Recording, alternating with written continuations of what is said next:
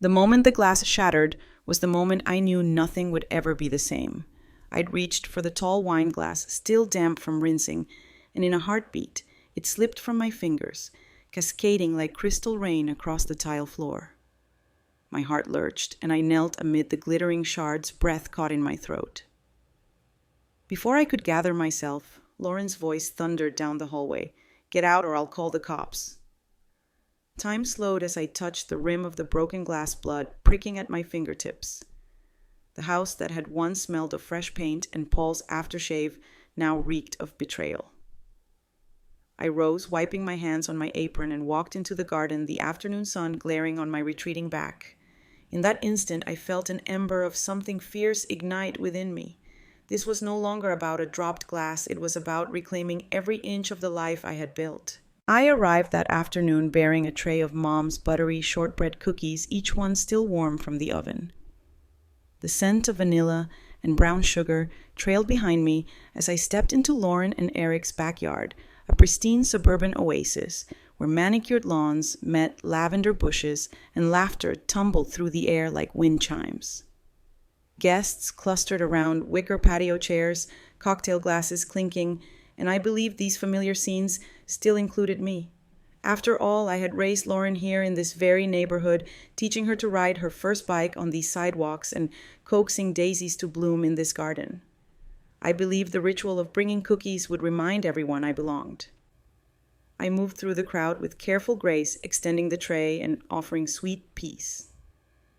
Some neighbors accepted a cookie with a polite nod. Others hesitated, tucking hands in pockets before taking one in action, both grateful and awkward. I breathed steadily, reminding myself that this too was part of my role, the mother who kept traditions alive. Then I heard it, Lauren's laughter, a sharp bark that cut through the polite murmurs.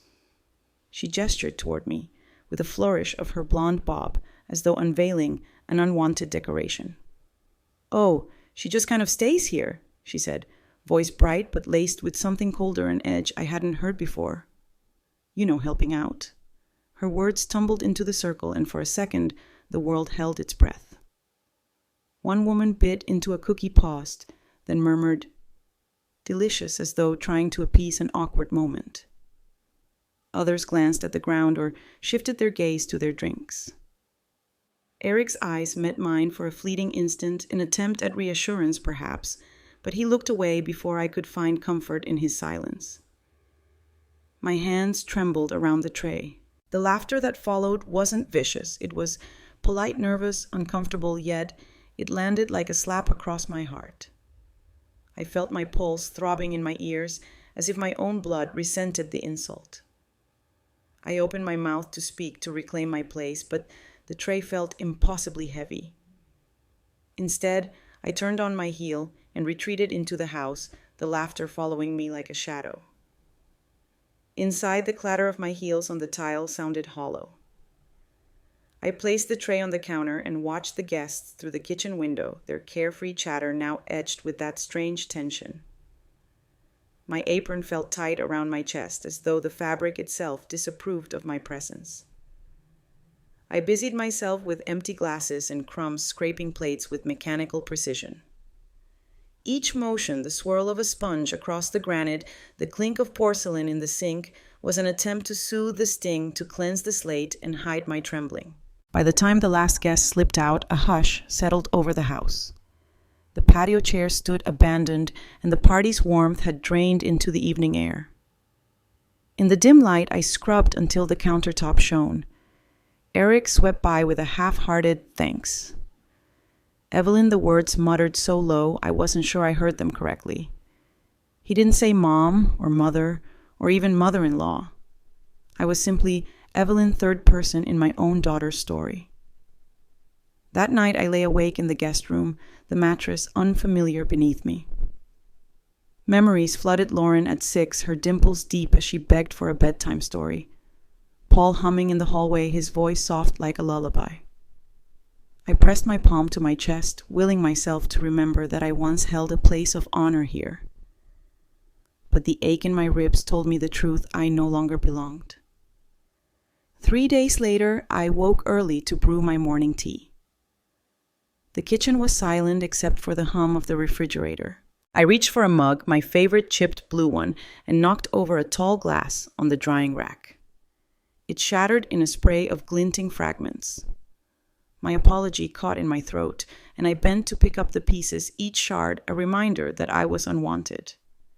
I didn't hear Lauren enter until she stood over me, arms folded, eyes blazing. "What did you do now?" she barked. I stammered my regret. "You should know your place," she sneered. "Don't think you have a right to be here." I looked up at her through tears I refused to shed. "Mom, you're not entitled," she continued, voice cold. "If you don't leave, I'll call the cops." She pulled out her phone thumb, hovering over the speed dial. I froze every story of my life with Paul flashing before me. The way we painted these walls, tended these plants, built this home with our own hands, and scrimped savings. My chest tightened. This was my house. That was the breaking point. I rose, dropped the shards like dropping expectations, and walked barefoot into the garden. The rosemary and daisies brushed my ankles, and I inhaled the scent of earth and memories. Beneath the shock and betrayal, I felt clarity settle in my bones. This wasn't a threat I could ignore. It was the catalyst I needed. In that garden, I understood Lauren didn't see me as her mother. She saw me as a burden. And if she saw me that way, then it was time I reclaimed every inch of what was mine. The moment I stepped back indoors, I resolved to act not out of spite, but out of the powerful calm that comes from knowing your worth. I would no longer tread the boards of her stage serving her audience. I would reclaim the story one chapter at a time. And it began here with that broken glass and a mother's determination blooming like daisies under the California sun. I didn't expect the world to fracture over a fallen mug, but sometimes the smallest moments reveal the deepest cracks. It was 3 days after the party, and the sunlight slanted through the kitchen window just like it always had, gilding the countertop where I kept my favorite stoneware cups. I reached to grab one for my morning tea, that chipped pastel blue one Paul gave me on our 10th anniversary to match the china set, and in a heartbeat, it rocketed off the drying rack. It hit the tile with a crack that echoed through the silent house, a sudden explosion of porcelain shards ricocheting like fireworks gone wrong. My breath caught. I knelt, scooping the largest pieces into my palm, careful to avoid the sharp edges. As I lowered my hand, I realized a tiny shard had nicked my thumb. I smelled copper, my own blood. I muttered a soft, "Oh dear," and looked up, planning to fetch the broom. That's when I heard her sharp footsteps. No gentle inquiry, no concern, just the quick clip-clip of heels on tile, closing the distance faster than any daughter ever should. She stood over me, arms crossed, eyes narrowed. Lauren's face was pale, her blonde bob perfectly in place, but her phone was already in her hand. She didn't even wait for me to finish gathering the broken pieces. "You should know your place," she snapped, voice tight like a snapped rubber band. Her tone held a calm cruelty I'd never heard before, even in her worst teenage tantrums. "Don't think you have a right to be here." I froze shards in my hand, the kettle whistling unattended on the stove. My mind flashed with incredulity. A mother doesn't need reminding of her place. A mother is home's beating heart. I let the shards clatter back to the floor, rising slowly so as not to step on them. I'm sorry," I stammered. "I didn't mean to." My voice trailed off as I realized apology meant nothing here. Lauren's thumb hovered over her phone screen. Her lips parted as though she were about to to dial.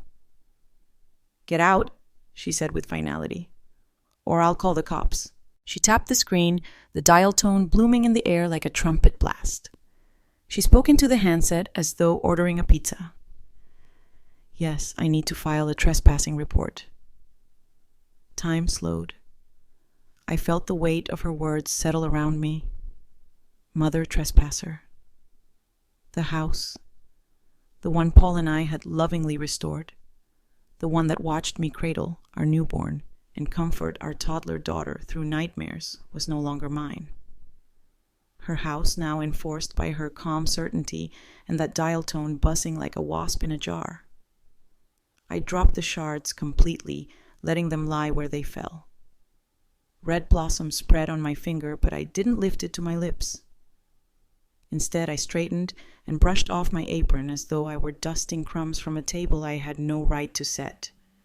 I met her gaze without flinching, though my stomach churned. "Lauren," I said softly, "you can't." A crackle interrupted me, the dialing sequence completing. 911, what's your emergency? A voice asked, cold and professional. I closed my eyes for a moment, tasting the iron tang of my own blood. I imagined Paul here, his broad shoulders hunched in concern, a towel in hand to stop my bleeding. I imagined the walls echoing warmth and welcome, and realized that for the first time they echoed nothing for me. Lauren barked her statement into the phone. "I need to report a trespasser. My caretaker is refusing to leave." Her voice was calm, precise, as though reciting a rehearsed script. I watched her lips move, each syllable eroding years of mother-daughter history. Her caretaker sounded clinical, severed from any human relationship. I opened my mouth to speak, plead, protest, but no words came. My heart thundered. I wanted to scream, "Don't you understand who I am?" But her eyes were so steel-cold, I wondered if they saw any humanity in me at all. I'd spent decades shaping the life around her, baking cookies for her friends, mending her dresses, bandaging her scraped knees, but in one utterance, she'd turned all that labor into liability. The 911 operator asked Lauren to confirm our address. She rattled it off without hesitation. I recognized the calm clarity in her voice as the same clarity that had told me it was time to stop serving and start reclaiming. The sort of clarity you get only when you feel your very home has slipped from beneath you. I stepped away a single silent pivot and walked through the back door into the garden. The rosemary and daisies brushed my ankles as though welcoming me back. The air was too bright, too crisp, as if the day itself recoiled from the violence of her words. I felt the sun's warmth on my back and understood that sunlight now shone on a battlefield where I needed to choose my stance. I gathered my wits beside the stone bench where I had once read bedtime stories to a wide-eyed girl named Lauren. Now the stone felt cold under my fingertips, but it also felt solid, more solid than any betrayal, more real than any threat. In that garden, the one I planted, pruned, and kept alive with hope, I made my first clear decision. I would not cower. I would not beg. The dial tone cut through the garden's birdsong, still humming on the other end of the line. Lauren's face appeared at the kitchen window. Perfect hair, polished nails, staring at me like I was a distant ghost. But I was as real as the rose I had coaxed into bloom. The operator's voice pierced the moment. "Please stand by while I dispatch an officer." I lowered my head to the basil leaves, brushing my robe. Their fragrance, fresh and green, steadied me. I felt the pulse of my own blood in my ears, slow and deliberate now. The truth that had been buried under polite servitude came rushing to the surface. I was done being background. This was the moment I moved from meekness to declaration, from silence to voice. I took a step, then another, pressing my bare feet into the mulch. I rose above the clatter of the shattered mug and the sterile urgency of the 911 dispatch. I understood then that trespassing was not about location, but ownership of one's soul. And though Lauren brandished the law as a weapon, the law could not rewrite the years Paul and I had invested here. The first officer arrived moments later, knocking gently on the kitchen door before stepping in. Lauren greeted him with a practiced smile, and her phone still clipped to her ear. I met the officer at the threshold, then turned my back to her, an intentional act of refusal to engage in her theater. My silence spoke louder than any plea. I belong here. He glanced from my poised shoulders to the shards of the broken mug scattered on the floor. "Ma'am," he said finally, "please state your relationship to the homeowner." He looked at Lauren. She lowered her phone. The air hung heavy with expectancy. "I'm Evelyn Collins," I said, voice steady. I'm the owner and widow of Paul Collins.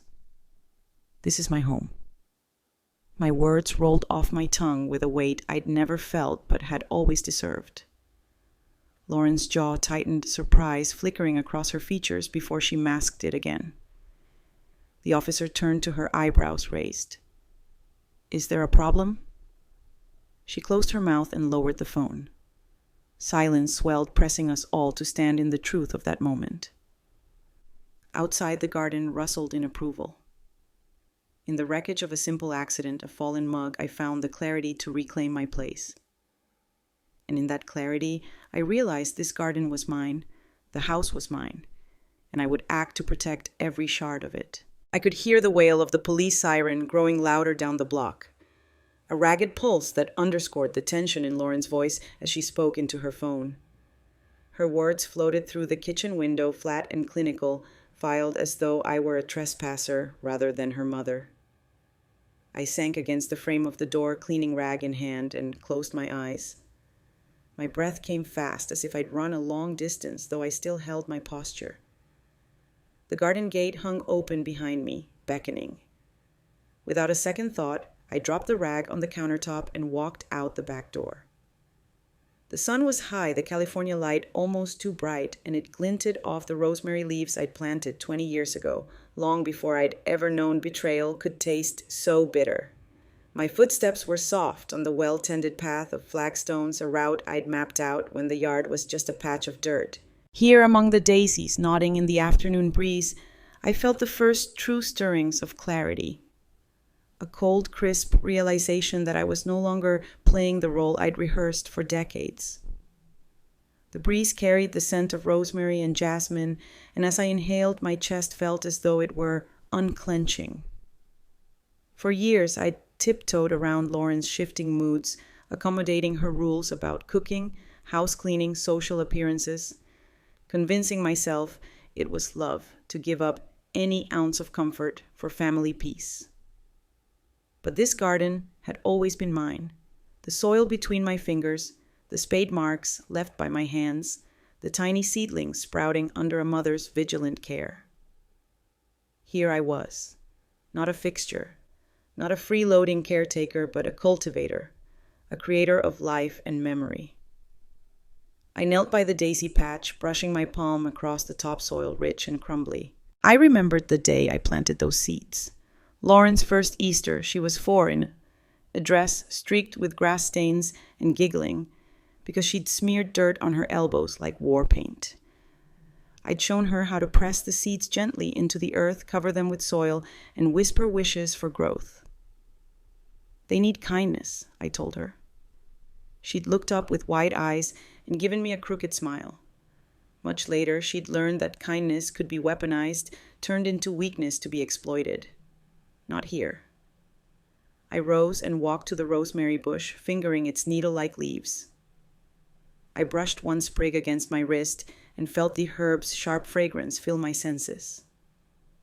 The world beyond those green spires receded. No police siren, no Lauren's cold command, no kitchen where I'd been reduced to a trembling servant. Instead, I stood at the heart of my own creation, a private sanctuary that had witnessed my best and worst days, and now shielded me from the onslaught of rejection. A memory surfaced myself in those very beds, on sweltering afternoons, watering the young plants, humming a lullaby to keep them company. I had believed then that this act of nurturing defined me, mother. I thought this is who I am. But that identity had been shattered in Lauren's accusation. The labels I once wore, wife, mother, gardener, homemaker, had all been stripped away in one fell swoop.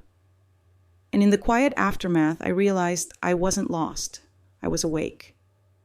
I followed the stone pathway to the far corner where a solitary daisy stood taller than the rest, its white petals a banner of resilience.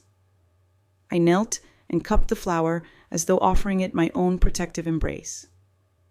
In its fragile petals, I saw my own vulnerability, but also my strength. This garden had survived droughts, thrips, and the occasional frost. It had bent, but never broken. I too would bend, but I would not break. A gust of wind whispered through the trees, and I closed my eyes, letting the warmth of the sun and the scent of herbs settle around me, I felt the tension evaporate from my shoulders. My mind laid down roots for a new beginning, as sturdy as the rosemary's deep roots. I did not belong to Lauren's world of entitlement and castaway expectations. I belonged to my own story, one I would write now with clear purpose. Across the yard, a lone hummingbird darted among the flowers, its wings a blur of motion and intent. I watched it hover at a trumpet vine, its tiny beak probing for nectar. In its dance, I saw freedom, the ability to take flight when the moment called, to feed on what sustains you, to move on your own terms. In that moment, I understood my next step. I would take my life in hand, reclaim the home that held my memories, and return only as a guest, by choice, not by demand. I rose to my feet and brushed the dirt from my skirt. My shoes awaited me at the garden gate, scuffed but reliable. I slipped them on and stood tall, my heels grounding me to the path I'd worn. The siren had passed, but its echo lingered in my ears as a reminder of the world I was leaving behind. Beyond the gate lay everything I needed, my deed, my memories, my sense of self. I would not cower at the threshold of the house I had built. I would cross it with deliberate intention. As I approached the back door, I paused at the threshold and looked back once more at the garden's green depths. The rosemary glowed under the sun, a promise of resilience. The daisies swayed as though waving me onward, urging me to step into my own future. I inhaled deeply, filling my lungs with their combined fragrance, letting that essence infuse my being with courage. Inside the house would still have its sterile kitchen lights and whisper of broken china. But I would not step into that trap again. My path lay elsewhere, through legal counsel, through the real estate listing, through a new apartment where I would once again build roots that no daughter could uproot. This was my awakening to shed the roles assigned by others and embrace the self I'd nurtured in secret among rosemary and daisies. I turned the doorknob, stepping into the hallway with a clear mind and a steady heart. The afternoon sun followed me in, illuminating the dust on the counter and the single glass shard left behind. I left it there. Let it be a testament to the moment I refused to slip back into silence. Instead, I raised my chin, squared my shoulders, and moved forward, determined to reclaim every inch of the home Paul and I built, to prove that a mother's worth is not measured by her obedience, but by her unwavering commitment to her own truth. I still see that first afternoon in 1983 as if it were gilded in gold. Paul and I pushed open the creaking front door of our newly purchased Victorian fixer-upper and stepped into a world waiting to be reborn.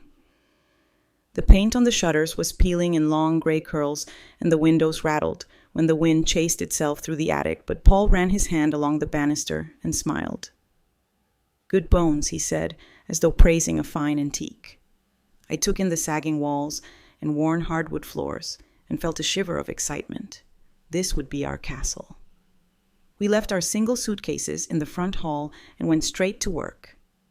I remember mixing the first batch of creamy white paint in the living room, the smell of fresh latex coating the air while rays of late summer sun slipped through dusty windows. Paul climbed onto the ladder, humming an old country tune, and I passed him rollers and brushes. I watched his profile, strong jaw, set in concentration as he transformed that yellowed wall into a blank canvas. I felt the thrill of possibility surge through me. Here in this creaking house, we would build the life we'd dreamed of, but never quite afforded. We didn't have much money, barely enough for the down payment, so every curtain we hung was hand-stitched. I spent long evenings at the sewing machine, the hum of its motor keeping me company as I tailored floral drapes for the parlor. Each stitch felt like a prayer, a hope that our labors would clot together into something beautiful. When Lauren was born 6 years later, I lined her nursery windows with pale pink satin and tucked lace valances above the crib. I would later catch her tiny fingers reaching up, brushing the fabric as if greeting a soft cloud. Together, Paul and I tilled the backyard, which had once been nothing but clods and tangled weeds. We hauled bricks by hand to edge a patch where I planted heirloom tomatoes, brandywine, and Cherokee purple, their tangy sweetness a testament to patient care. Lauren toddled among the rows, her laughter dancing through the leaves as she learned which fruits were ready to pick. We ate those tomatoes sliced thick on crusty bread, drizzled with olive oil and sea salt, marveling that something so simple could be so delicious. Birthdays unfolded with homemade cakes frosted in pale blue or sunshine yellow, and the living room overflowed with friends and neighbors. I still remember one year when Lauren turned 8, she stood on the front porch in a mismatched party dress, face smeared with chocolate icing and eyes bright as bonfires. We sang happy birthday in a chorus that wobbled into off-key harmonies, and I felt the walls of that old house shake with the sound of our joy. Over time, the house creaked in new ways, doors that hung straight once now stuck in their frames as the foundation settled floorboards that groaned under every step. We learned to live with its quirks. In winter, I'd stoke the cast iron stove in the parlor, its gentle clank and hiss, a comfort against the cold draft that always leaked in. We'd huddle under plaid quilts, sipping hot cider as the wind rattled the window panes. When summer arrived, the big picture window in the dining room swung open and the scent of honeysuckle wove through every corner, carrying the laughter of children playing in the street. Paul took a job fixing HVAC units, hands clammy with sweat in dusty crawl spaces, eyes tired from foundries and furnaces. He'd come home after long days, lugging tools and parts, but he never refused my offer of soup or a shoulder rub. I'd stand behind him, kneading tension out of his shoulders, while he leaned against the kitchen counter, the dull drone of the refrigerator humming beneath our whispered conversation. That stove soup chicken noodle, with just a hint of parsley, became his ritual cure for every ache and worry. School days came and went with their own rhythms. I packed Lauren's lunch each morning, tucking notes of encouragement beneath her sandwiches. She'd come home brandishing stories of scraped knees and playground triumphs, her little face flushed with the thrill of mastering monkey bars or winning a jump rope contest.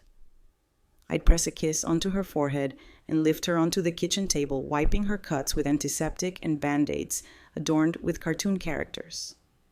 In every scrape and stitch, the house held our stories, bearing witness to the small dramas of growing up. Halloween was another affair of creation. We collected old sheets to craft ghosts and sewed capes from velvet scraps for her homemade costume. One year, she was a fairy queen crowned with ribbons and glitter. The next, a brave witch with a broom she carved from a fallen branch. The nights were crisp, and the porch light glowed warmly as trick-or-treaters gathered. I handed out caramel apples and watched my daughter's proud grin mirror my own. But as the years passed, the house softened under the weight of time. In 2006, I converted the downstairs den into a bedroom for Paul when his legs grew too stiff for stairs. He lay on the same bed he'd once oiled and fitted with fresh linens, and I became his caretaker, spooning soup, massaging his legs to ease the cramps, and reading him old letters until his breathing slowed. He fought quietly against the sickness that crept through his body, an uninvited guest no guestbook could ever record. I sat by his bedside for hours, holding his hand as the golden afternoon light faded beyond the blinds. When he passed, it was a morning bathed in sunlight, the world outside unfolding like a stained glass tableau. I sat beside him, brushing a stray silver strand from his forehead, marveling at how peaceful he looked. The house felt impossibly vast without his trumpet-deep laugh echoing through the halls.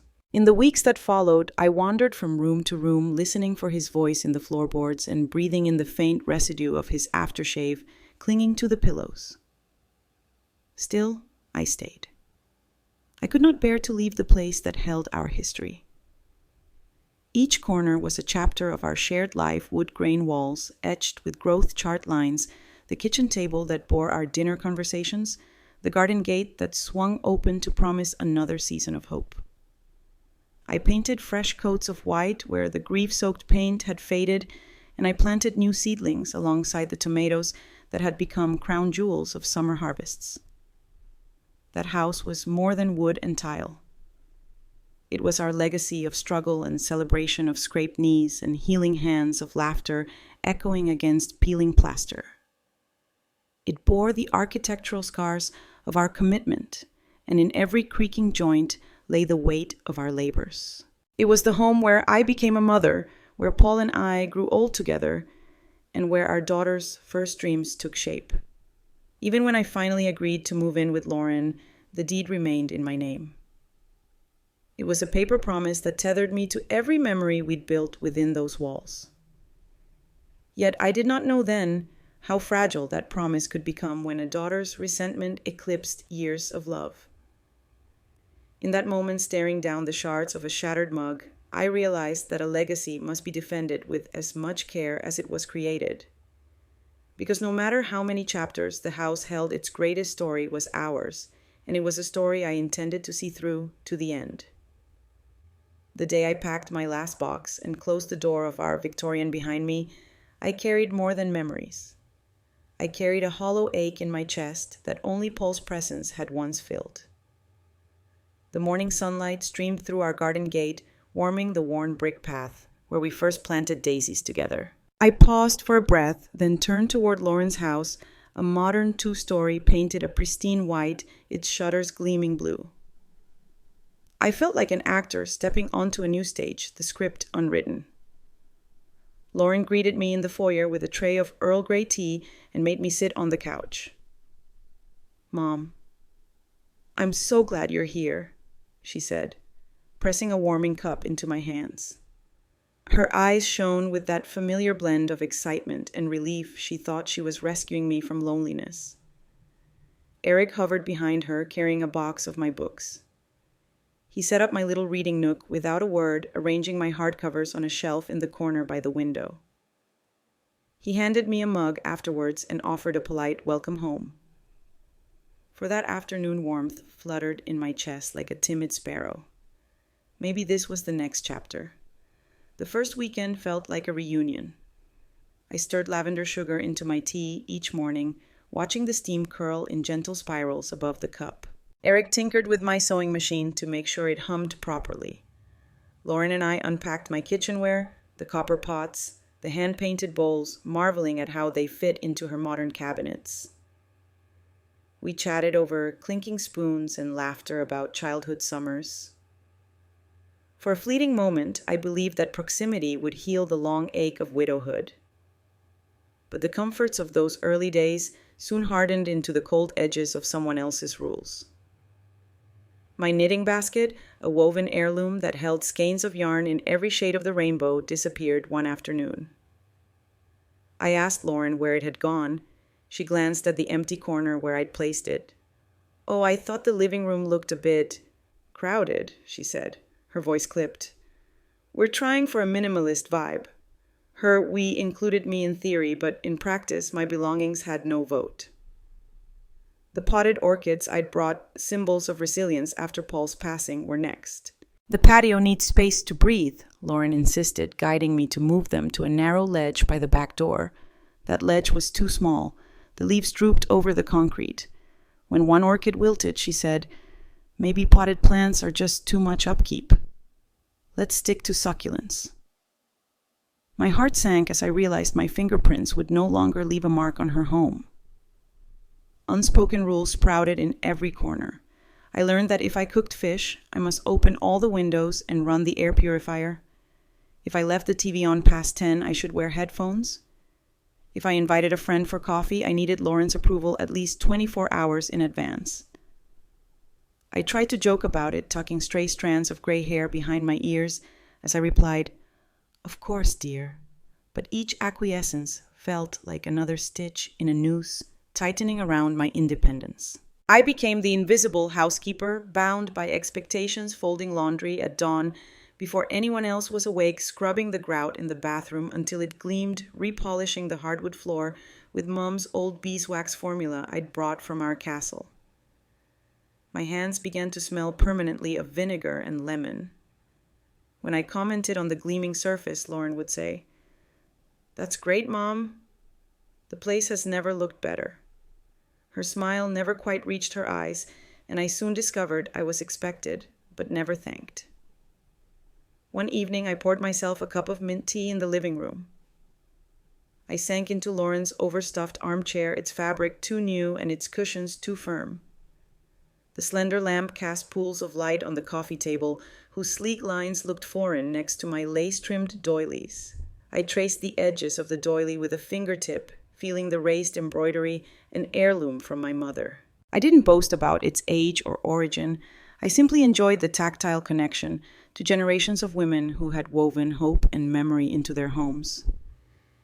In that moment, the chair felt like a throne I no longer deserved. That night, I locked my bedroom door, a small act of defiance. The guest room was painted in soothing neutrals, with a bed dressed in crisp white linens. At first, it felt like a sanctuary, but as I lay there, I wrestled with quiet fury. This was supposed to be a shared home, a place of family closeness. Instead, I was sequestered off my presence, a liability to her aesthetic. I stared at the ceiling, imagining the swirls of paint we mixed in our old home, dreaming up colors that matched our hopes. Here, the ceiling was blank, unmarred by any creative hand. I tried to speak up once at breakfast. "Lauren, could we bring back the chrysanthemums I planted?" They brightened the front walkway. Her fork paused mid-air. She set it down and exhaled. "Mom, they shed petals everywhere. We had to rake the driveway 3 times last week." She returned to her eggs, ignoring the hurt that flickered across my face. I nibbled toast, the butter hard, in the cold kitchen, as I realized she saw my life's work garden and home as clutter. Over the next few weeks, small cruelties became routine. I wasn't stopped from cooking, just subtly constrained. No bacon grease, no garlic. She labeled those as heavy aromas. My library of well-loved books collected dust. "Maybe we should move those to the basement," she suggested. She decided to store my holiday decorations in plastic totes in the garage, telling me gently, "You won't be getting out your Christmas village this year." I washed dishes and cleaned the counters in silence, my hands slipping into their old rhythm. But in the reflection of the spotless faucet, I saw a woman shrinking under a daughter's demands. I warned myself not to whine, not to rock the boat. After all, this was Lauren's generosity in motion. Yet every act of service felt less like love and more like servitude. One afternoon, I ventured downstairs to water a small grouping of potted herbs Lauren reluctantly allowed near the kitchen door: basil, thyme, a solitary rosemary. As I lifted the watering can, I nearly wept to see the basil wilting from lack of sunlight. The rosemary, the one plant she couldn't remove, her own concession, stood strong. I knelt at its base, hands in the soil, and whispered an apology I'd never spoken. "I'm sorry for being here." The plant's woody fragrance filled my senses, but it couldn't mask the stench of unspoken resentment. A few nights later, at dinner with neighbors, Lauren introduced me as her guest-turned-employee. The guests laughed politely, sipping wine. I mastered the polite nod, the grateful smile, but inside I burned. Each chuckle became a dull hammer pounding at my dignity. I felt like an unpaid maid flitting through their dinners, smoothing tablecloths and filling glasses, all without the grace of genuine hospitality. I realized I had become a ghost in my daughter's house, seen yet not seen, useful yet unvalued. When I tried to settle into the far corner of the living room with my knitting, she remarked, "We're out of yarn as it is, Mom. Maybe less clutter in here would feel more peaceful." Clutter. Me. I folded my knitting and placed the bag by the door, another session of my identity. Loneliness returned with a new sharpness. I had exchanged one solitude for another. The walls around me were pristine, but the emptiness inside had grown. I missed the warmth of our Victorian, its worn floors, and humming stove, its forgiving wrinkles. There, even in sorrow, I felt at home. It was in that guest room, under the weight of clean white sheets and stifled warmth, that I realized the illusion of being welcomed was a trap. Beauty and order were the currency of control in this home. My acceptance of her offer had cost me everything I had built my place at the table. My voice, my sense of belonging. I lay there a long time listening to the hum of the air conditioning. and the distant sound of passing cars wanting to reclaim all I had surrendered. In the darkness, I made a promise to myself. I would not fade into this guest role. I would find a way back to the life I'd lost, even if that meant stepping through the door to a room I no longer recognized as my own. And so nestled in the heart of another family's dream, I began to plot my return to the home and dignity that rightfully belonged to me. I learned early on that silence can be its own ledger of pain. I went about my days like a well-oiled machine rising before dawn to lace tea bags in warm water, scrubbing the grout in the guest bathroom until it gleamed and folding laundry with the precision of a museum curator. I nursed their routines, delivering Eric's green smoothie to his desk before he left for work, polishing Lauren's favorite wine glasses for her Friday night gatherings, tucking the garden hoses neatly along the fence so the patio looked tidy. In my mind, I was offering comfort. In theirs, I was a background fixture, the unnoticed ghost in their sleek hallway. It began subtly. After one dinner party, Lauren's friend Janet clasped her hands around a stemmed glass and laughed too bright. "Evelyn is such a trooper, isn't she?" she said, slanting her words through a cut glass smile that didn't reach her eyes. Lauren agreed, voice hushed. "Oh yes, she's our little freeloader." The word landed at the table like a stone, and Janet nodded as though it were praise, echoing the sentiment. I felt the flush rise to my cheeks but said nothing.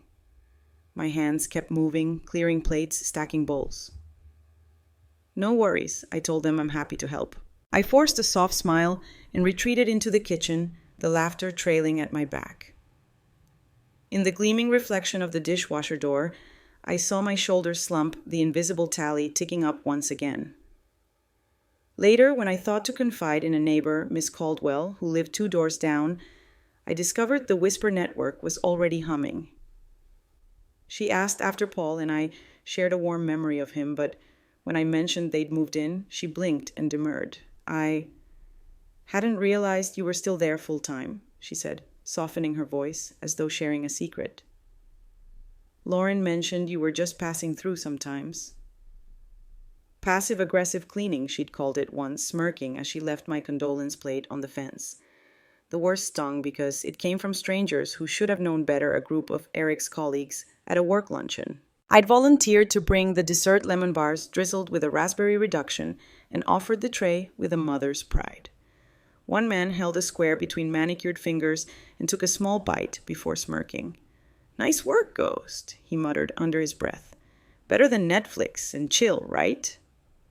Another chuckled, and they passed the tray among themselves like an object lesson. I stood there nodding and said, "I hope you enjoy them, though." Every bite felt like a betrayal.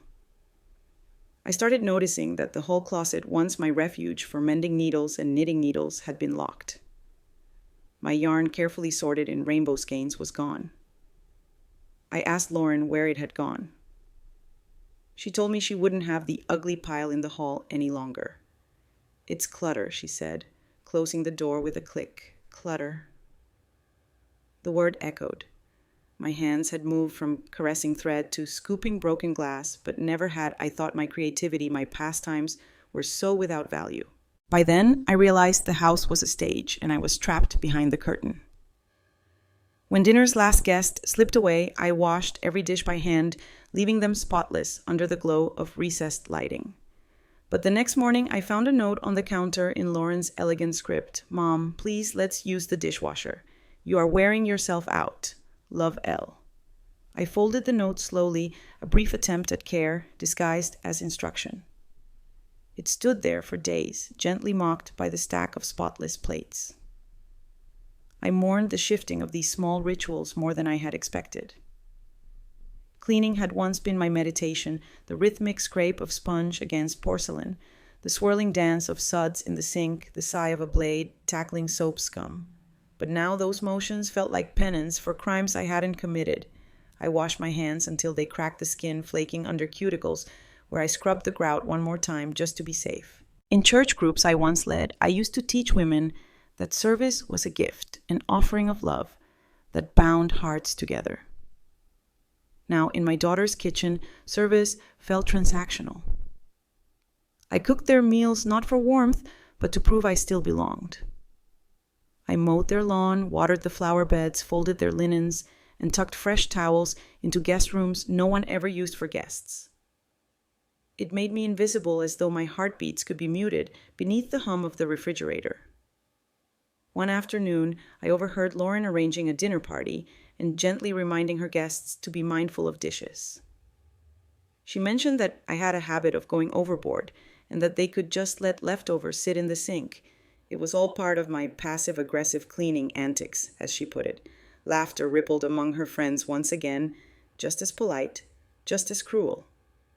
I stood at the end of the hallway, heart lodged in my throat. The door to the dining room clicked shut on my ears, leaving a hollow echo. In that echo, I felt the ledger of my silence scribbled in spidery lines. Each unspoken protest, each swallowed question, each forgiveness swallowed whole, it added up to a debt I could no longer pay. Silence had cost me more than words ever could. In the quiet, my worth was measured not by the meals I cooked or the floors I polished, but by the hole I left behind when I stopped performing their expectations. At night in the guest room, I lay awake again, my mind racing through every stacked cup, every polished spoon, every hushed insult that trailed behind me like a shadow. I traced the outline of the lone photograph on the bedside table, Paul and me smiling in our wedding attire, a snapshot from the home that once belonged to both of us. Tears slipped down my cheeks, but I didn't reach for a tissue. I let them fall, each one a tiny surrender of the grief I'd carried too long. Morning came, and I carried my breakfast tray through the silent hallway. My feet moved with intent, carrying me past the locked closet and the empty knitting corner, heading toward the garden gate I'd nearly forgotten. The sun filtered through the glass sliding door, painting the floor in saffron and honey. I paused, inhaling the scent of rain-kissed soil where daisies still dared to bloom. In that moment, I understood that the house might no longer be my sanctuary, but the world beyond these walls still held a place for me. I knelt by the rosemary bush, pulling a stem free to crush between my fingers, releasing its pungent, woodsy fragrance. The oil scented my palms, invigorating me with each breath. I sat there until the sun climbed higher, until the shadows beneath my knees faded. In the quiet rustle of leaves, I heard my own heartbeat steady, insistent, proclaiming that I was more than the sum of their whispered judgments. I was a woman who had built a life, nurtured a family, and planted roots deep enough to withstand storms. When I finally rose, I brushed the loose soil from my skirt and made my way back toward the house. The door looked the same as always, but I was different. I carried with me the scent of rosemary, the taste of tears, and a resolve forged in the hush of unacknowledged service. No longer would I be the ghost haunting these halls. I would speak, move, and reclaim the space that once rang with the sounds of our lives. Silence had taught me my worth, and now I was ready to rewrite the balance. I never imagined my own daughter would attempt to steal the house from under my feet. But as I sat at the kitchen table, staring at the bank letter in my trembling hand, the truth slapped me awake. A notice from the mortgage company had arrived, home equity line of credit approved. My name was spelled correctly, Evelyn May Collins. The address was right. But the borrowers listed included Lauren M. Thompson, my daughter, as the primary applicant. I read the pages over and over, searching for a mistake, perhaps a missing signature, a misprinted document, but each line contained my own signature, notarized and officiated. The line of credit was substantial, tied to the equity in the Victorian Paul, and I had nurtured for 4 decades. They were preparing to siphon away our legacy piece by piece. I felt the blood drain from my face. My hands had long since mastered the art of gentle caregiving, ready with a bandage, a bowl of soup, a gentle pat on the back, but now there was a fire in them I had never felt before. The pen that familiar hands had used to sign birthday cards had become a weapon in the wrong person's grasp. I traced the curves of my signature printed on the bank's letterhead, the loops of Evelyn M. Collins, twisted into a lie I never intended. My mind raced. How many nights had I lain awake, listening to the house's sighs and whispers, never suspecting that my own blood would forge betrayal into legal parchment? I set the letter down and rose, my body moving on its own accord. I walked through the silent hall's rooms that once resonated with laughter and nursery rhymes toward the guest room where I'd kept the deed itself tucked safely in the silver frame that held Paul and me on our wedding day. The house seemed to lean in as I unlocked the drawer. I withdrew the title deed, the paper warm with the embossing of my name, the official stamp of the county recorder. I held it next to the bank notice, 2 pieces of paper claiming right to the same slice of earth. One was truth, the other Lauren's falsehood. The weight of it settled in my chest. This was no longer a refusal to sign away my home. This was an attempted theft. I remembered the day Lauren first persuaded me to sign a document for tax purposes. I recoiled then, feeling a twinge of unease, but my loneliness, my need for family pushed me into acquiescence. I believed I was doing the right thing, simplifying paperwork, demonstrating trust. Now I realized I had been naive. Trust is not a substitute for caution. Love is not armor against betrayal. I didn't raise my voice. Instead, I tucked the mortgage notice into my notebook and replaced the deed in its frame. Then I stood, shoulders squared, and walked into the living room. Lauren was there, perched on the edge of the sofa, scrolling through her phone. She looked up, expression calm and untroubled. I carried myself past her without a word, as though the paper in my hand was a mantle of authority I had donned. She raised an eyebrow. "Mom, are you okay?" she asked, tilting her head. I stopped and turned. I met her gaze, steady and unflinching, as though I were a judge holding a gavel. "No," I said quietly. "I'm not okay." My voice echoed off the high ceilings, surprising me with its volume. I received a notice this morning. I continued placing the bank letter on the coffee table between us.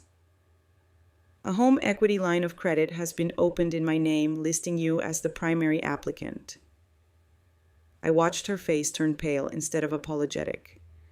Gail's lipstick rosy cheeks dimmed to ash. "I don't know what you're talking about," she said, but her eyes betrayed her.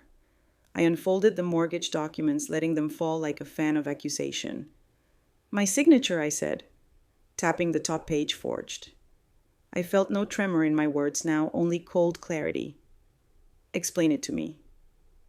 She swallowed and looked away.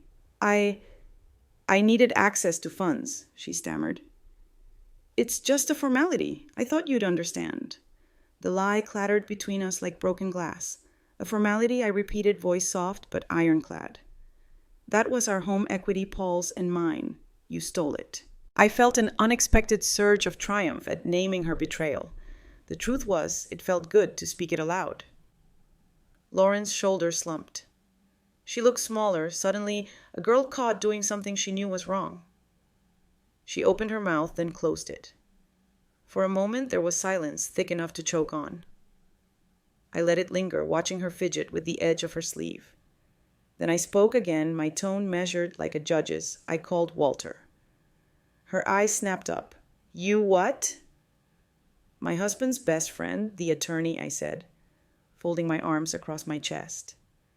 "I made an appointment this morning to review the deed, get copies, and file the necessary protections." I felt the corners of my lips lift, not in cruelty, but in a quiet satisfaction. Legal protections. That home line of credit will be frozen, and your application, assuming it ever existed, will be null and void. I placed the mortgage notice back on the table with calm precision. "I'm using the law to reclaim my property." Lauren bit her lip. I could see the wheels turning in her mind, fear, regret, defiance. "You can't," she whispered. But even she didn't believe it. "I tried to simplify your finances," she continued, voice fracturing. "For you. For me, I laughed, though it felt hollow. Forging my name. This was never about me. It was about your entitlement. You thought you could erase my years of love and labor with a stroke of a pen. I shook my head, sensing a finality I'd never known. But I won't let you, not this time. She slumped further into the sofa's embrace, tears glistening in her eyes. I'm sorry, she began, her voice cracking. But sorry was too little too late. I'd heard apologies spun from guilt before. They rang empty once they surfaced from the same betrayal that necessitated them. I stood and gathered the documents. I knew there was no more need for words between us. The deed belonged to me. The forged papers belonged to her shame. I would demonstrate that truth in the eyes of the law, in the presence of a judge, if necessary. I tucked the mortgage notice and my deed into my bag, feeling my resolve solidify like poured concrete. As I walked away, I felt the weight of every lamp I'd polished, every casserole I'd baked, every word I'd swallowed. They had all led me here to this moment of reckoning and liberation. In confronting Lauren's calm theft, I had taken back the power that years of submissive service had slowly eroded. I would see this fight through. I would reclaim the house that bore our family's history, and in doing so, I would reclaim myself. The morning air was crisp, almost sharp, as I drove the winding road through the quiet neighborhood to Walter Brenner's bungalow. Dawn was breaking, painting the sky in soft washes of pink and gold, and I felt a flutter in my chest, less fear, more determination. I parked under the elbow of an ancient oak, its branches still bare from winter, and stepped out. My breath misted in the cool air as I carried my leather satchel toward the door, the weight of its contents both heavy and liberating. Walter answered before I even reached the stoop, his graying hair in slight disarray and a pair of reading glasses perched on his forehead. He wore a well-worn cardigan over a flannel shirt, and his slippers looked as though they had walked every inch of this bungalow's hardwood floor. He looked at me with a warm smile, though his eyebrows rose when he saw my expression. "Evelyn," he said, ushering me inside, "you look like you haven't slept in days. Coffee?" I nodded. Stepping into the cozy entryway lined with family photos and shelves of well-thumbed legal texts. The scent of fresh roast filled the air as Walter shuffled into the kitchen. I set my satchel on the counter, thick with documents, records, and evidence of wrongs done in my name. He placed 2 mugs on the table, steam curling from their rims, and led me to the small breakfast nook overlooking his citrus trees.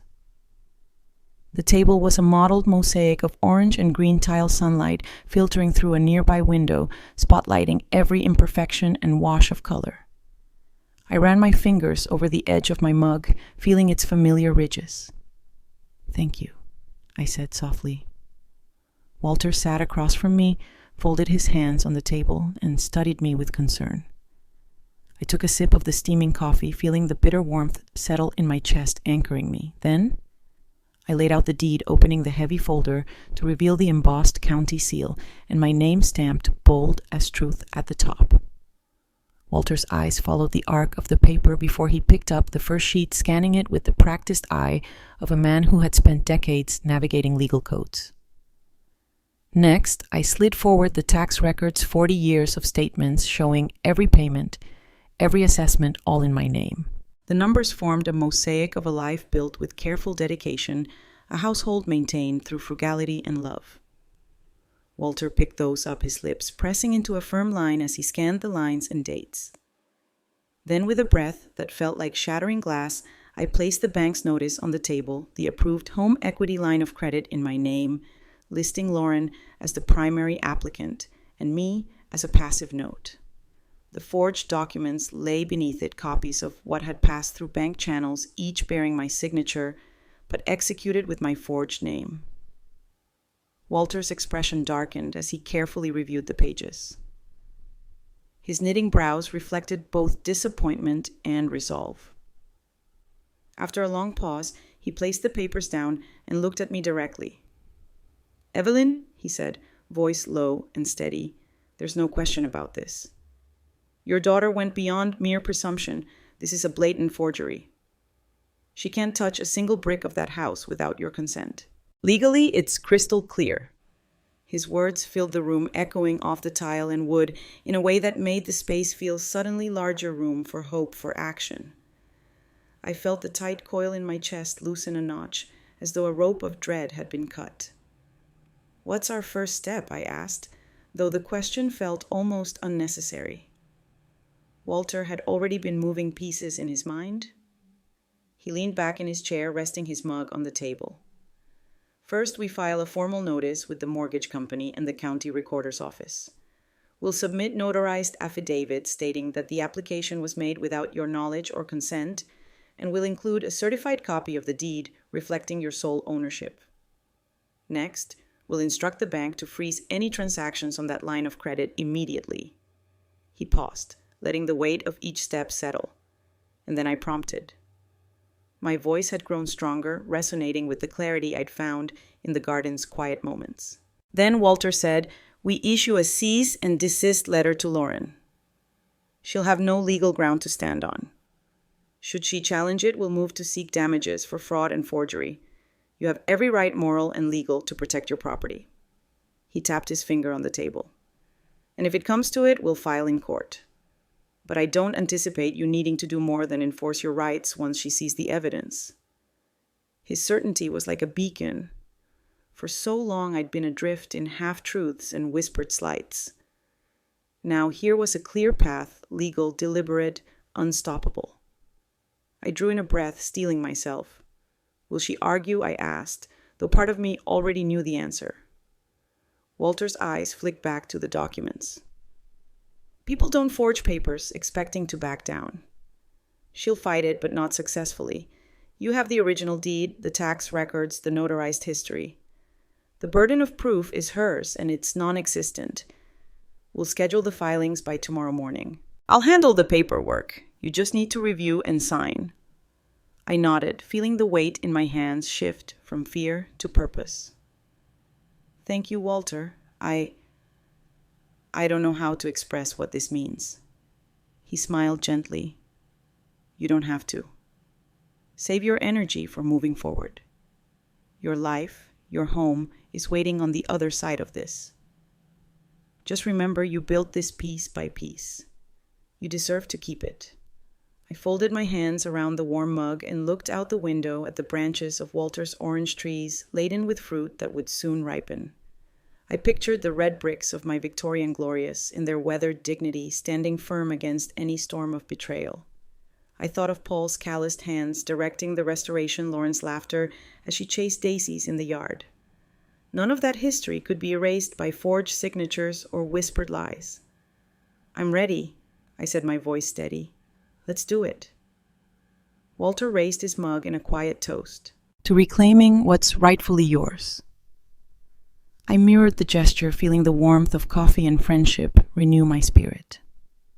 The sun climbed higher outside, and I realized the dawn of a new chapter was upon me, one led not by fear or resignation, but by truth and resolve. I would walk back into that house with the certainty that no amount of entitlement or cruelty could displace me. When the last drop of coffee vanished from my cup, I stood and gathered my documents. Walter followed, placing them in a stamped envelope and sealing it with a satisfying snap. "I'll have a courier deliver these to the bank by mid-morning," he said, slipping the papers into a folder labeled urgent. I drove home with a renewed sense of purpose. The Victorian waited on its quiet street shingles silvered by dawn's light gardens nodding in welcome. I unlocked the gate with a newfound confidence, the keys fitting like a promise. The path to the front door felt familiar, yet each step resonated differently now, heightened by the knowledge that I was not just a resident, but the rightful steward of every plank and pane. Inside, I placed the envelope on the kitchen counter where Lauren's forged notice had once lain. I let the silence bloom for a moment, savoring the calm before the inevitable storm. Then I turned to face the house that had bore our laughter, our tears, and now our reckoning. This Victorian castle with its good bones was mine to protect, mine to hand down as legacy, and mine to reclaim with every ounce of clarity born from betrayal. The next morning, the sky was a pale wash of dawn when I dialed Jessica Tran's number. Jessica and I had grown up on the same quiet cul-de-sac, playing hopscotch and trading comic books under her mother's maple tree. She'd become a real estate agent, bright-eyed and tenacious, with a reputation for closing deals with discretion. When she answered on the second ring, her voice sounded like sunshine. "Evelyn, it's been ages. How are you?" I kept my tone calm. "Jessica, I need your help. I want to list the Victorian on Maplewood Lane. But no big signs, no open houses. Serious buyers only." Her greeting stuttered. "Oh, of course. Whatever you need." I let her words settle before I spoke again. "Meet me at the house at 10. I'll show you the deed and the comparables. We'll price it to move quickly. Understood?" A muted click on the other end, then understood. I hung up and sank into the old dining chair, its seat worn smooth by 40 years of family dinners. The silence pressed in around me, but for the first time in months, it felt like a calm promise rather than an empty void. At precisely 10:00 a.m., Jessica pulled into the driveway in her silver SUV. She had grown into a woman of confident posture, her dark hair pulled back in a sleek ponytail, her eyes bright with intelligence. I met her at the front gate, where the ivy curled against the wrought iron bars. The house rose behind us, Victorian turrets and wraparound porch, its clapboard siding bearing the gentle scars of decades. We wandered the flower beds first. The daffodils I'd planted in honor of Lauren's birth had burst into yellow trumpet heads, nodding in the soft breeze. The lavender wove through them in spikes of purple. I pointed out the patches of rosemary near the fence, still fragrant after all these years. Jessica scribbled notes in a leather-bound journal. I felt a swell of pride. The garden, that sanctuary of my grief and resilience, would now be the backdrop for someone else's dreams. Inside, sunlight streamed through lace-trimmed curtains, dancing on the hardwood floors. I led Jessica through the front parlor, where the original fireplace sat, framed by a carved wooden mantel. The hearth had once burned our winter fires, banishing the cold and filling the room with the scent of pine wood logs. Now it glowed only with the warmth of the morning sun. I whispered how Paul and I had painted those walls together, his humming my laughter as though it were a family secret. Jessica knelt to inspect the floorboards. "Charming patina," she murmured, running her hand along the grain. "We'll highlight that." She stood and clicked a few photos with her phone, the arch of the bay window, the reflection of light across the polished floor. I followed her through the dining room, where the chandelier still hung heavy with crystal droplets, ones I'd dusted by hand each holiday season. Jessica angled her camera to catch the sparkle framing the table in the shot, as though inviting someone to imagine their own celebrations under that light. Next was the kitchen, my proud domain for nearly 40 years. I pointed out the vintage gas stove, its enamel surface still gleaming, and the butcher block island where I'd kneaded bread countless times. "Potential for a modern chef's renovation with historic charm," Jessica said, jotting down bullet points I couldn't read. She photographed the countertops, the inset sink, with its brass faucet, and the small nook where I'd placed family recipes in a faded leather binder. Each shot felt like handing over a piece of my heart, but I reminded myself that this house was no longer safe for my memories.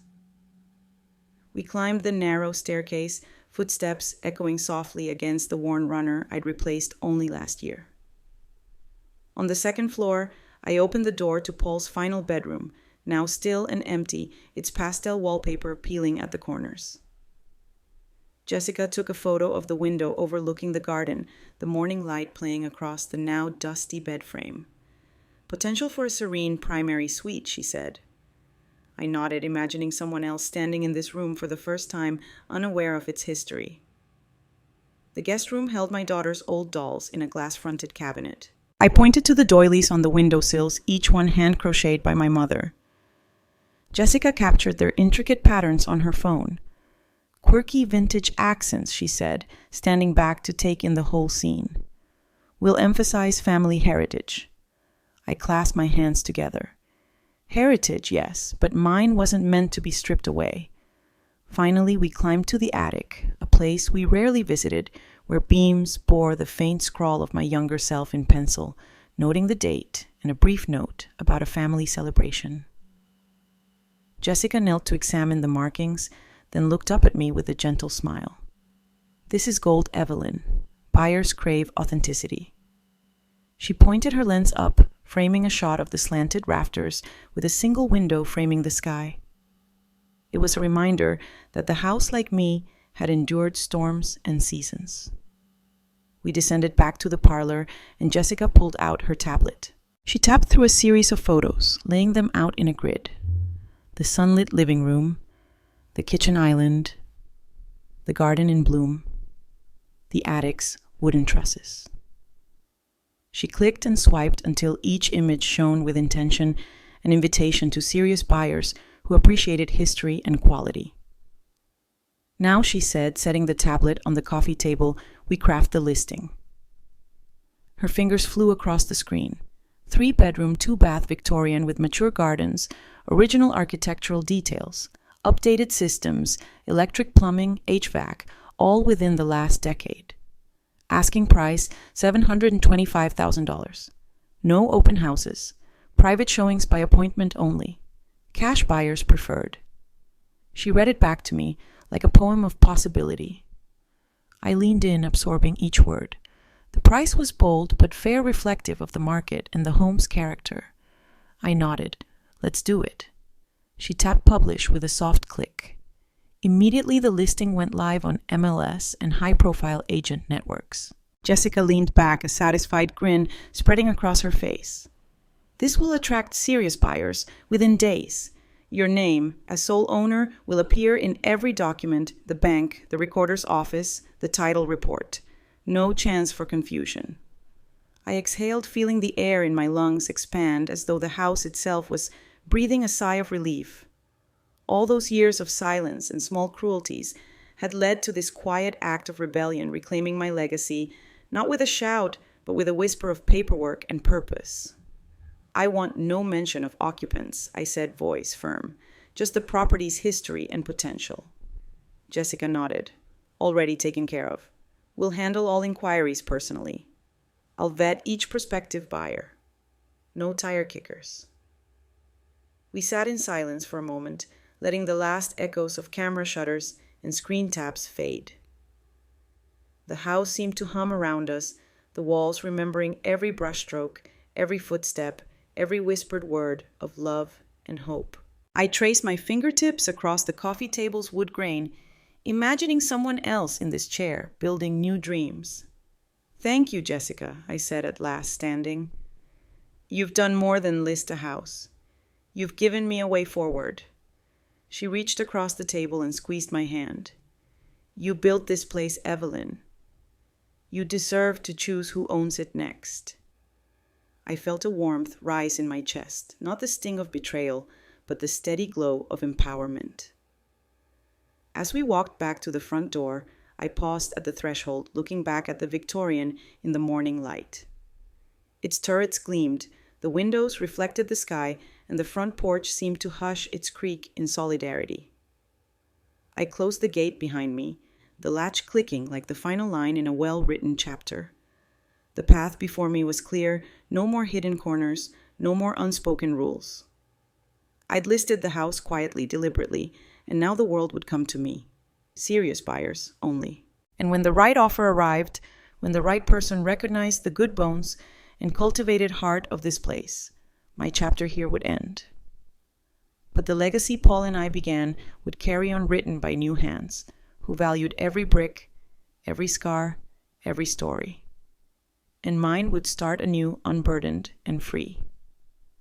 The first ping came just after I'd poured my morning coffee and settled at the kitchen table. My phone screen glowed with a new message: "Your listing is live." Jessica's text arrived at precisely 8:14 a.m., and with it came a ripple of something I hadn't felt in ages, hope laced with trepidation.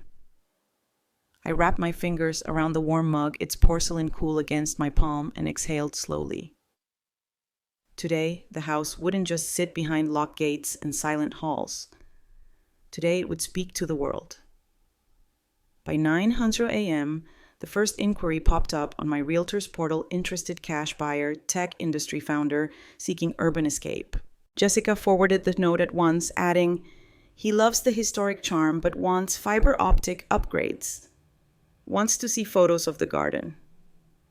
I took a sip of coffee, letting the rich roast fill my senses. A tech founder. I could picture him probably in a tailored blazer, eyes glued to his phone, dreaming of a weekend sanctuary. Practical, precise, efficient. I liked efficiency.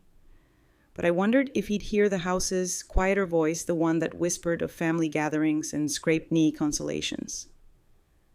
By 10:30, a second email arrived: Local Flippers, LLC. Strong interest in Victorian fixer, willing to pay above, asking for quick close. The subject line made me laugh aloud. Fixer was their shorthand for profit margin. They talked numbers, ROI, cosmetic potential, strategic landscaping, teardown. They saw wooden floors as canvas for epoxy fireplaces as obstacles to open-plan living. My pulse faltered as I read their jargon. They wanted the bones, but would they respect the life woven through those boards? Would they care that the fireplace held the scent of pine fires and Paul's last winter? I wasn't convinced. At noon, while I was tucking in my second slice of lemon drizzle cake, the third message arrived. The sender's name, Diane Westfield, didn't carry corporate suffixes or LLC monikers. Her note was simple and warm. "Hello, Miss Collins. I'm a recently divorced woman with a small settlement looking for a home to rebuild my life. When can I see the property?" The words "rebuild my life" snagged in my throat. I'd read stories like hers, women stepping into a fresh chapter, seeking roots after uprooting. I set down the fork, heart racing. Not ROI, not fiber optics. A woman seeking a sanctuary, a safe harbor. I stepped outside onto the back porch, the morning breeze brushing the rosemary and daisies I'd planted for hope. The garden shimmered in the sunlight, each blade of grass and petal a testament to years of care. I closed my eyes, listening to the hum of distant traffic and the rustle of leaves. The house had sheltered us through storms and celebrations. Now it would offer shelter to someone with her own storms to weather. Back inside, I called Jessica.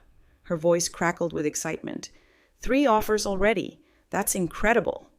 She rattled off the terms the founder offered. $50,000 over asking with a 2-week close. The flippers wanted $60,000 over asking, but insisted on a 10-day escrow. Diane offered our full price, no contingencies, cash at closing in 30 days, with a note that she wanted to maintain the historical integrity and garden. Jessica paused. "Evelyn, it's clear they all see value. But Diane. Diane's letter touched your heart. She's serious, sincere." I nodded, though she couldn't see me. "I know what I want," I said softly. "Let's set up Diane's showing first." 2 days later, I met Diane at the gate. She arrived in a soft cream cardigan and jeans, her hair pulled back casually, eyes bright but wary. In her arms was a dog-eared folder bulging with inspection reports and renovation plans. She'd drawn herself, her commitment written in blueprint form. She smiled when she saw the Victorian's facade, its gingerbread trim warm in the morning light. "It's breathtaking," she whispered, as though afraid to break the spell. I led her through the parlor, pointing out the carved mantel and the original windows, letting her step across the same hardwood that had once creaked under Lauren's footsteps. She inhaled deeply, closing her eyes as though tasting the history. In the kitchen, she traced her fingers over the butcher block island. "My grandmother taught me to bake in her old farmhouse. I can feel her here," she said. My throat tightened. Upstairs, we paused in the guest room, where morning light dripped through lace curtains onto the quilted bedspread. She ran her hand along the embroidered pillow sham and said, "I can see my little boy crashing through here, leaving footprints on the blanket. This is more than a house. It's a home." When we stepped into the garden, she crouched beside the rosemary and daisies, pressing her palm into the soil. "I needed this," she said, looking up at me. "A place with roots I can grow." I looked at her, her earnest gaze, her hopeful breath, and knew I had already chosen. The tech founder and the flippers would never feel that quiver of belonging, that spark of possibility in their veins. Diana would cherish these rooms, these walls that held my family's laughter and tears. That afternoon, I called Jessica. "It's Diane," I said. "Tell her we're accepting her offer." There was a moment of happy disbelief on the other end. "Really? That's wonderful. She'll be over the moon." It felt strange handing the keys of my life to a stranger.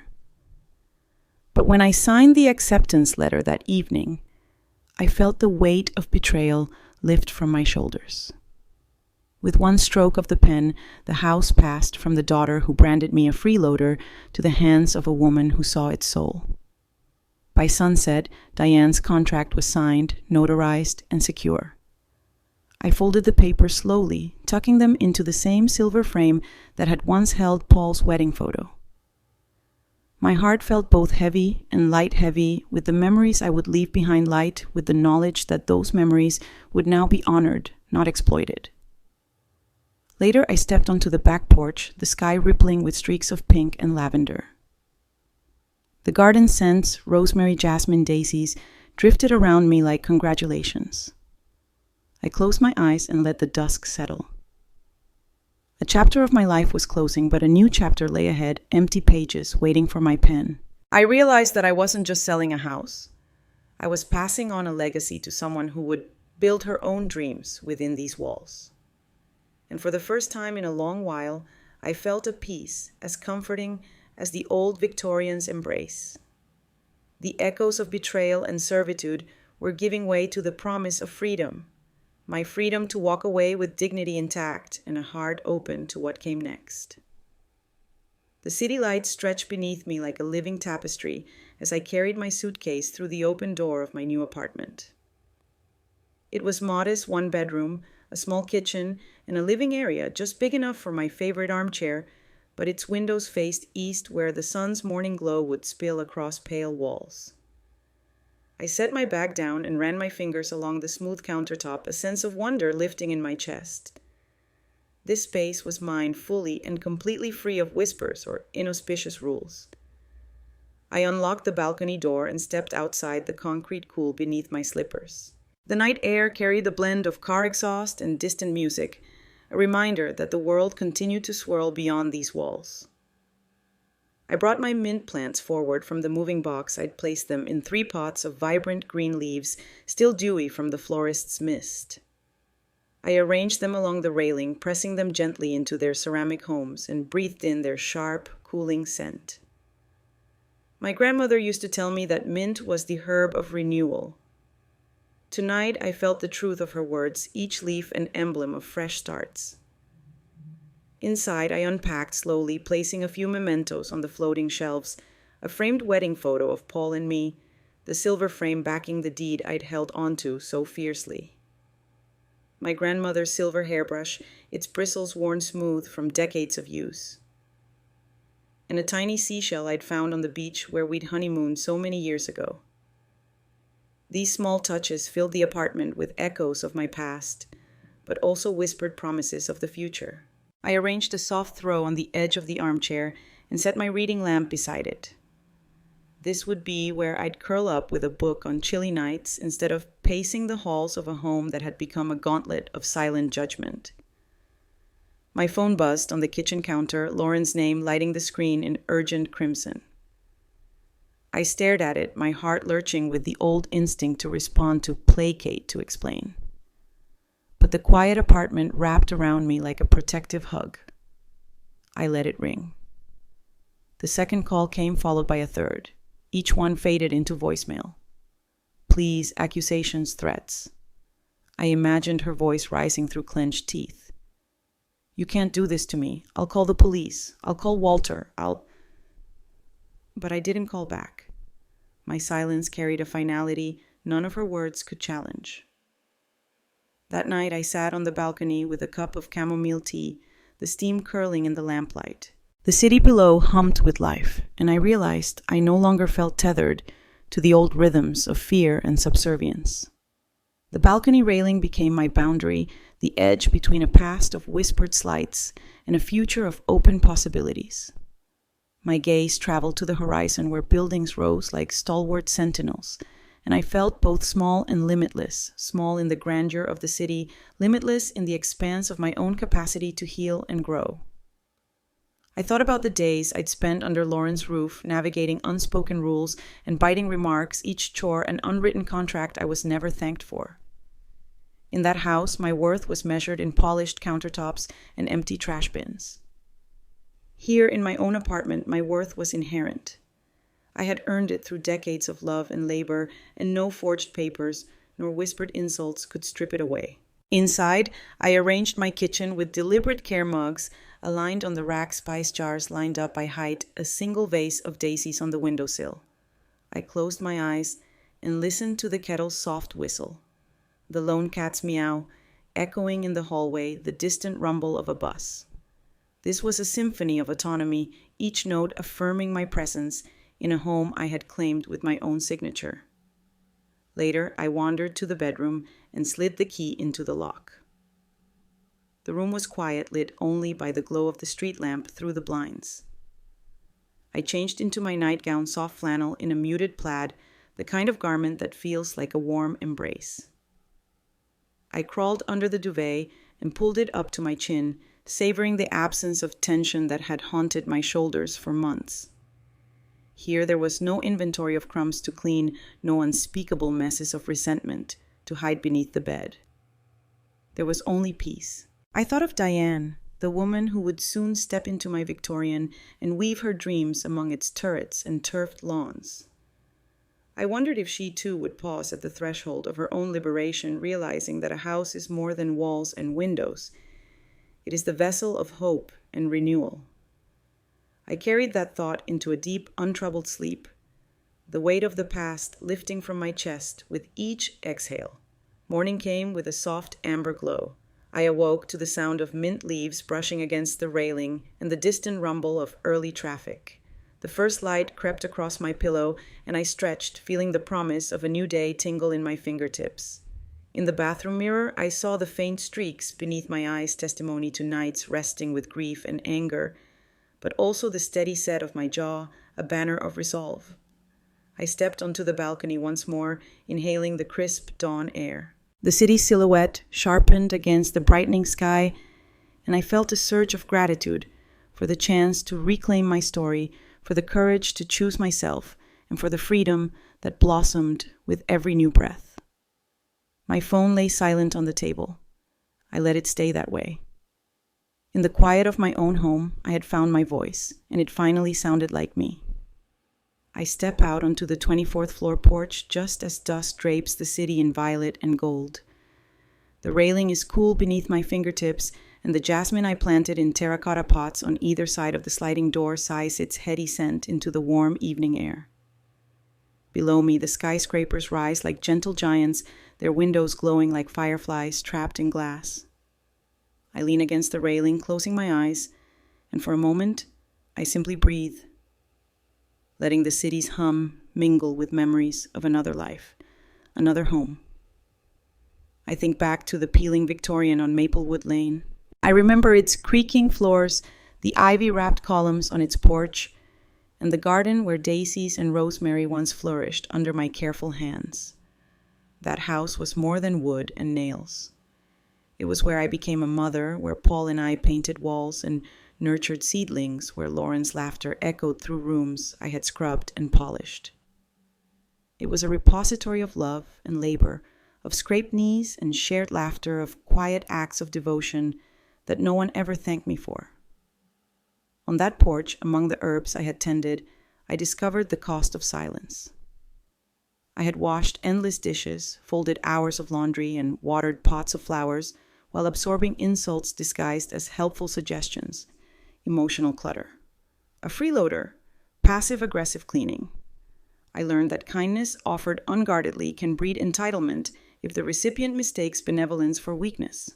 And I learned that silence, though often mistaken for submission, can be a ledger, keeping the score of every slight and betrayal.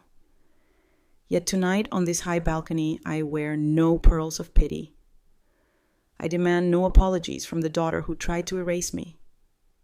I clutched the forged papers in my hands. I laid out the deed and the tax records before Walter, and I watched Lauren's calm facade crumble, felt the power shift back into my hands as the law reinforced what truth had already declared. I instructed Jessica to list the house not as a trophy for flippers or a project for profit-hungry investors, but as a healing sanctuary for Diane, a woman seeking refuge and renewal. By sunset, 3 all-cash offers had arrived, and by nightfall, my home belonged to someone who would honor its walls and gardens with gratitude. I survived betrayal forgery and whispered humiliations by remembering who I was before I ever gave too much. I had been a young bride, painting peeling walls, an expectant mother, sewing curtains and packing school lunches, a devoted wife converting a den for my husband's final days, and a grandmother wrapping sunscreen and keychains for a Hawaiian dream. I was the woman who built that home on sweat and perseverance, a woman who knew the value of every brick, every seed, every quiet promise whispered to a newborn. Here on this porch, I feel that legacy coursing through me. The neon reflections ripple across the glass of neighboring towers like ripples on water. And I realize that justice need not clamor or bellow. Justice can be as quiet as planting a garden, as steadfast as pressing the mute button on desperation, as deliberate as signing a deed that reclaims one's own story. My calm clarity, my unwavering resolve to use the law to list the house discreetly, to choose a buyer with a heart as open as the rooms I'd emptied, spoke louder than any raised voice or shattered dinner plate. I open my eyes and gaze at the metropolis below. Traffic pulses along avenues like arteries fueling a living organism. Above me, the stars begin to prick through the darkening sky. In this moment, I belong not to a house founded on family obligation or to a daughter's capricious demands, but to myself, fully, fiercely, freely. I let the jasmine's perfume fill my lungs, letting its renewal wash over every ache that once bruised my heart. If you have ever stood in rooms you helped build only to feel like an intruder, if you have scrubbed floors unthanked and swallowed insults unspoken, know that you are not alone. If you have been silenced by the very walls that bore your labor, remember power lies in the quiet turning of the page. It lies in reclaiming what is rightfully yours, whether by legal recourse or by the simple act of walking away. It lies in the inner knowing that your worth is not tethered to another's approval, but anchored in the truth of your own name. I watch the lights dance, a galaxy of human stories woven into brick and steel. And I smile because I have rewritten my chapter. I did not shout or storm out. I moved with the precision of someone who knows her ground. I did not beg for mercy. I waited until the scales of justice tipped back in my favor. And now, as the city breathes around me, I carry forward not a debt of sorrow, but a treasure trove of hard-won clarity. The mint leaves rustle in their pots, and I brush my thumb over one glossy leaf, tasting its cool tang. I think of the next morning's cup of tea, brewed in my own kitchen, the steam curling in lazy spirals that mirror the sail of a new life. I will watch these lights flicker to dawn and welcome another day, where I belong wholly and unapologetically to myself.